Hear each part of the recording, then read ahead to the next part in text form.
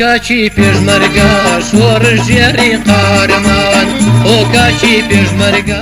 دکتۆر عەلی و مریەم خان دوو ناوی دیاری نێوشۆڕش و کوردایەتی مێژووی 40 ساڵی ڕابردووی نەتەوەیەک لە هەموو وێزگا گرنگەکانیدا لێوان لێوە لە ناوی ژن و پیاوێک کە لە تەمەنی گەنجێتیەوە چەکی بەرگریان کردەشان و تا گەشتنی نەتەوەکەیان بەڕاپەڕین و ئازادی ئەوان هەموو کێوە بەرزەکانیان بڕی و هەموو شاخ و پێدەشتەکانیان تێی کرد.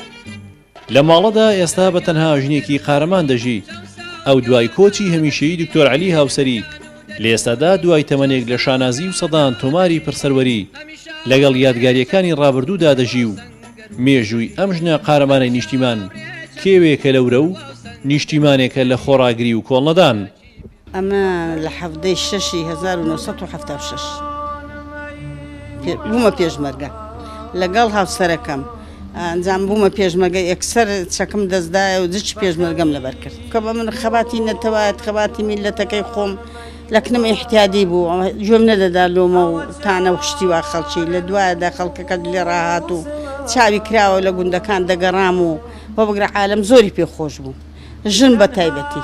من ئەگەر چوومان بۆ گوندەکی جارێ دەچووم ئەگەر پیاوەکان دیار بوو هەندێک پیان ناخۆش بوو بەعزە ئایلە و شتیوە دەچووم لە ژوورێ لەگەڵ ژنەکاندا دەنیشتم و شیارم دەکردنەوە ژن بە ژنێ نەبێ کچ بە گچکەی مارە نەکرێ ئەنجا شیارم دەکردنەوە خەباتی نەتەوایەتی واجبی سەرشانی ژن و پیاوە فەرقی نییە.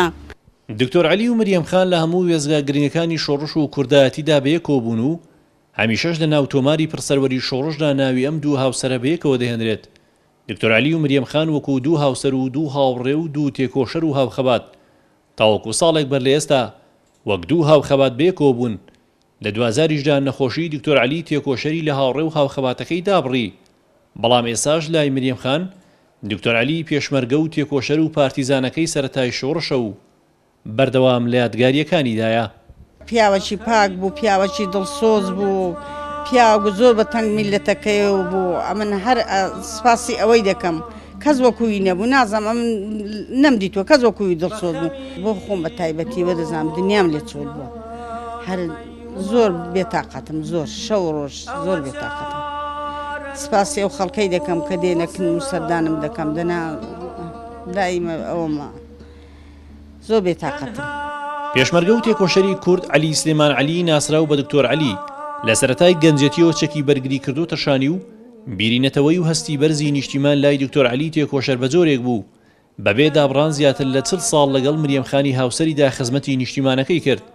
دکتۆر عەلی تێکۆشەر جگەلەرکی پێشمەرگاتی وەک پزیشکیش ڕۆڵی گرنگ و بەرچاوی هەبووە لە ناو شۆڕشی نوێی گەلەکەمان و وەک کەسایەتێکی سیاسی و کۆمەڵایەتیش خاوەن پێگەیەکی بەهێز بووە لە ناو هاوڵاتیان. بەداخەوە دوای ململانەیەکی سەخت لەگەڵ نەخۆشی لە سەرەتای مانگیابی ساڵی ڕابردوو لە وڵاتی ئەڵمانیا بۆ هەمیشە ماڵاوایی لە هاوڕێ و هاوسەنگەرانی و نیشتیمانەکەی کردو لە دوا ساتەکانی تەمەنیدا مەرگ لە هاوڕێ و هاوسەر و هاوخەباتەکەی جیای کردەوە. هونە ڕەسوول گەلی کوردستان ڕانیە.